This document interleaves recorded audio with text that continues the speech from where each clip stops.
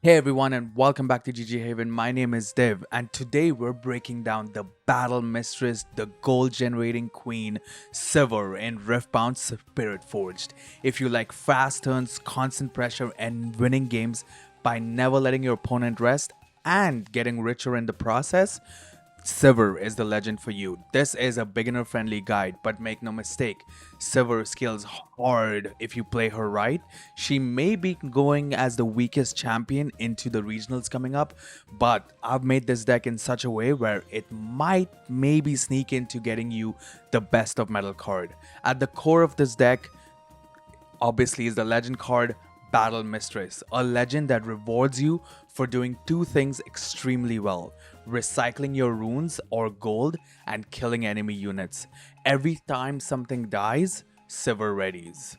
And every time you recycle, you generate value because the card reads, when you recycle a rune, you may exhaust me to play a gold gear token exhausted.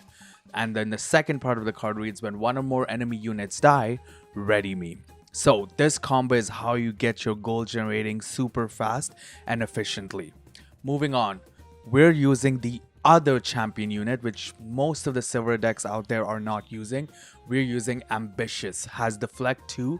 When I conquer after an attack, if you assign 5 or more excess damage to enemy units, you may deal damage to another enemy unit, right? So you see what's the combo we're trying to go, and you'll see as we break down the other spells in this deck, we're trying to really harp in on dealing more than the regular amount of damage, even if it's excess, to get that value out of this.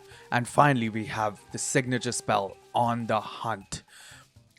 Just ties everything together, letting you ready your board and turn one good attack into multiple scoring turns. This deck doesn't win by being flashy, it wins by being relentless. Let's start by breaking down the other cards in this deck and why this deck never wants to slow down. First, let's look at the battlefields. So first, we have Power Nexus. So Power Nexus says when you hold here, you may pay 4 recycling or power to score 1 point.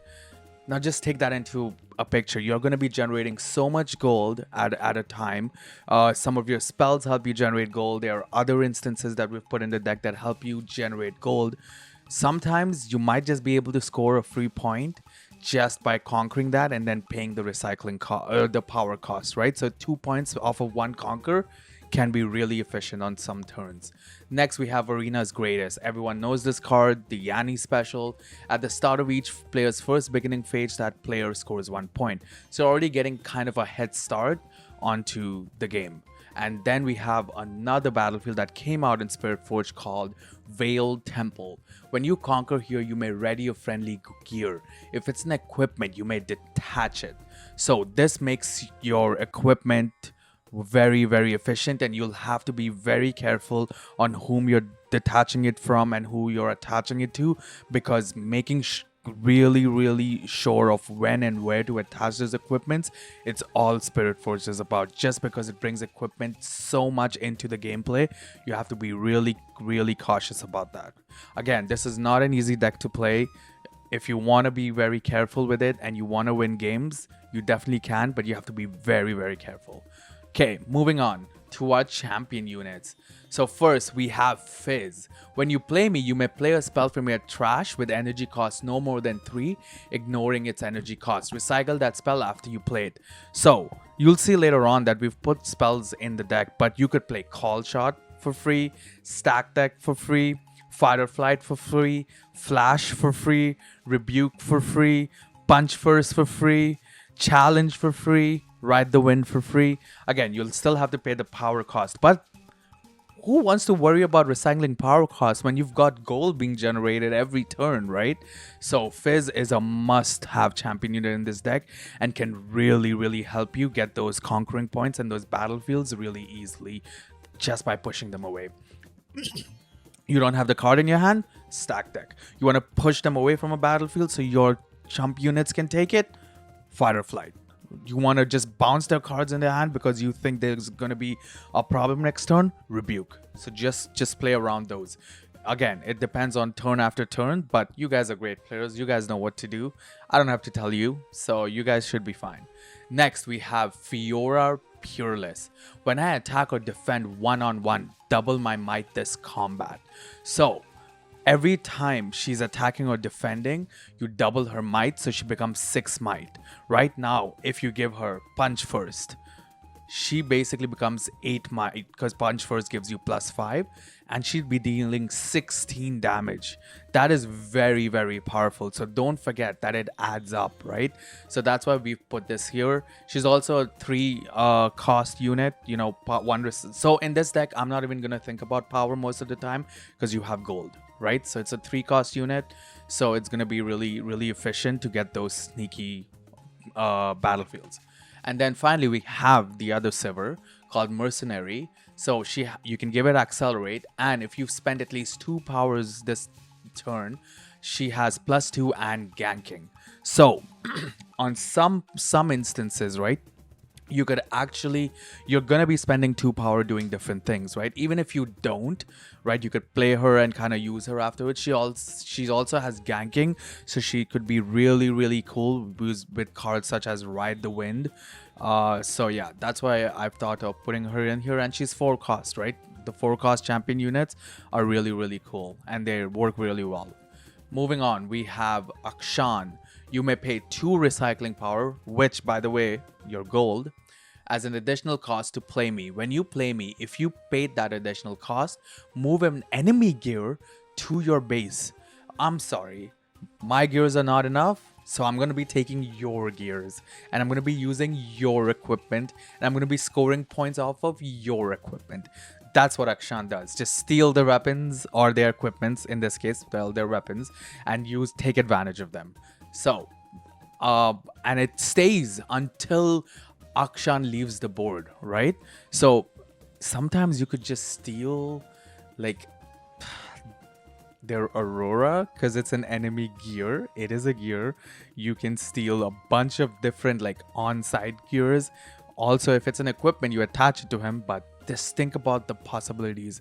Let me know in the comments down below what type of gear would you like to steal off of your opponent's board with Akshan. I think Akshan would be a very underrated card this set, and that's why I chose to run it in this deck.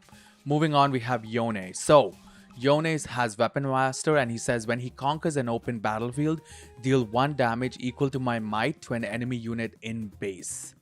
So sorry, not deal 1 damage. Deal damage equal to my might to an enemy unit in base. Kind of like what his brother does, Yasuo, where you move in and then when attacking happens, so because he would deal damage based on his might, but Yone does it even better by dealing it to a unit in base, right? So you fight or flight a unit, you move the Yone there and kill something in the base. Absolute treachery right there. Also, fun fact, if you guys are doing the pre-Rift events, Yone is going to be one of the promo cards that's going to be given out. So everyone will have this Yone, and honestly, I love the art on it. It's fun to say though. Yone is doing what his brother does, but better. Right, so that's why we chose Yone in this deck. Plus, Weapon Master helps. You have equipment, right? So you can attach it for free. Moving on, we have our units, right? We have Treasure Hunter, who when I move, play a gold gear token exhausted. We have spells in this deck such as Flash, Ride the Wind. You know, you can use those to kind of like use Treasure Hunter to basically generate those gold quickly. I wouldn't use Ride the Wind on it, but you know, maybe Flash sometimes, so could help. But yeah, you can get gold gear tokens exhausted for next turn. Sneaky Deckhand, just play it on the battlefield, empty battlefield. Early turn 2 play, super easy, right? So if you're going turn 1, you know, you have 3 runes, bang, easy point, right? So Sneaky Deckhand, really cool to get those early points. Moving forward, we have Zonite Bouncer. So really cool card. It's essentially a rebuke within a unit because it says when you play me, return another unit at a battlefield to its owner's hand. So now you see the combo, right? So let's say you played the Yone out that we talked about earlier in the back. You know, your turn passes and your Yone lives. He's in base. You play Zonite Bouncer, bounce one of their units from a battlefield that only has, like, let's say one of their units. You move their Yone there, and that Yone then attacks one of their units in the battlefield. You see that combo? So that's what you want to try doing. But really cool card. I don't know why it's not being played that much, but I've heard a lot of people playing this, but I think it's such a cool card. And I don't know, Riot, Rebuke as a unit, kinda crazy, but yes, pretty cool card. And then finally, this is when I was making this deck, I was looking at this card and I thought maybe this could have a play, but in kind of the side deck side of things when you run Akshan. So Akshan would be more of a side deck kind of mentality play. So this would be very well paired with that. So again, Ancient Warmonger has Accelerate. He has Assault equal to the number of enemy units there, right? So enemy units here. So basically when he's attacking, there's a lot of, folks on that battlefield, a lot of units on that battlefield, he would have that assault. But you have punch first, or you have fight or flight to kind of like move people away, right? You might want to if you're not hitting that might threshold, but really cool card, and it has Accelerate. You could just use him to get easy conquering points sometimes, right? Accelerate units are always amazing. Plus, a purple Accelerate units is kind of cool. So yes, Ancient Warmonger. Moving on, we have our spells, the crux of this deck, the basic mentality on how to save your units, your champion units, so that they can do even more, right? First of all, we have Call Shot, one of the best purple cards. I don't know, Chaos, absolutely broken in this set. So we have, look at the top two cards of your main deck, draw one, recycle another. You can repeat it for power cost. But wait a minute, what power cost? We've got gold, baby. So we're going to be using gold for Call Shot. And we're going to be looking at those cards. We're going to be drawing. And if we are not finding what we want, then we're going to play Stack Deck to do that again. We're going to look for more cards. We're going to draw them. We're going to use them, right? So I think the better play would be kind of like using these early on to kind of get it. But not all of them. Right, use Stack Deck first to kind of get the early going, and then when you're not, use Call Shot. And don't forget, you have Fizz as well to bring out these cards again, to use them, right? And you can see that's why we put Fizz in it, so that you're constantly searching and doing all those plays. And then we have Hard Bargain, pretty cool card, pretty good counter spell, right? So basically counter spell until its controller pays 2. They might be able to pay the first 2, but they won't be able to do the repeat, right?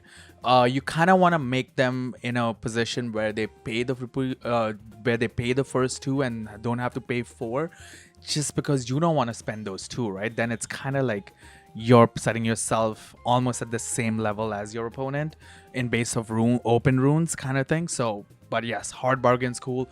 Can be played as for free with Fizz, but I mean, you're not countering a spell at that point, but just saying. Moving on, we have Fight or Flight. Everyone knows what it does. Flash, one of the most expensive commons. Good luck finding it. I really needed to put it in this deck just because it's such a valuable card. And without it, this deck would kind of be a little weaker. But really cool card, Flash. Rebuke, we've talked about it. You know what it does. Really cool card. Basically, I want to be calling it the Zona Bouncer spell. So that's Rebuke. Well, Punch First, it's a common card. You're going to be having a lot of Punch Firsts in your pre-releases and everything. So better to know what it does. Give a unit +5 this turn. It's 1 cost, but 2 power.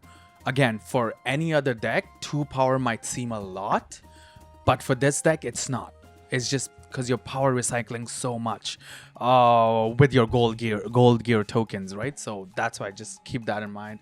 We have Challenge. You have a big unit, doubling the might somehow. Basically choose a friendly unit and deal damage to it, right? Challenge is pretty cool.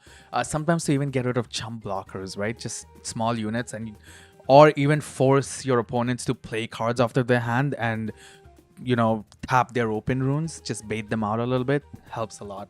And then we have Ride the Wind, move a friendly unit, ready it. Everyone knows what it does. Moving on, we have equipment. Okay, so the 2 equipments we're going to be running are Boots of Swiftness, right? Whenever you attach it, give a unit ganking.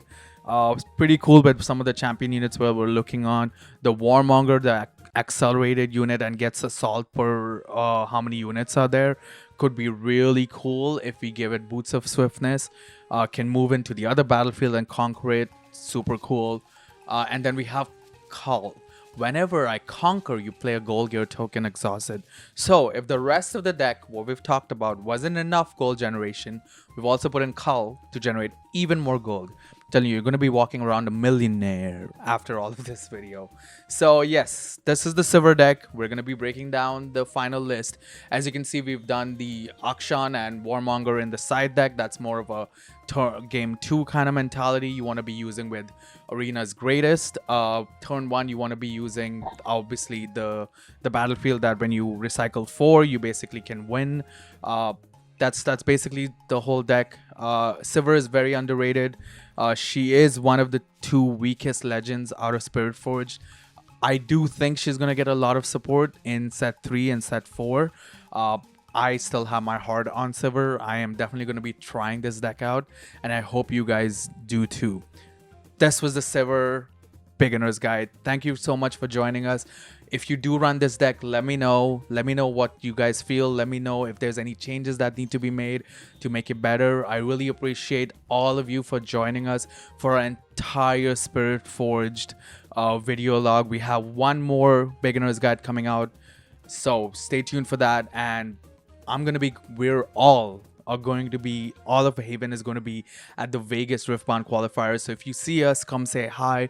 We'll be more than happy to talk to you, play some games. And if you've been with us for the entire time, thank you so much for watching. We hope you have a good day. Best of luck on your pre-rift. Get those awesome pulls, get those signatures, and we will see you next time.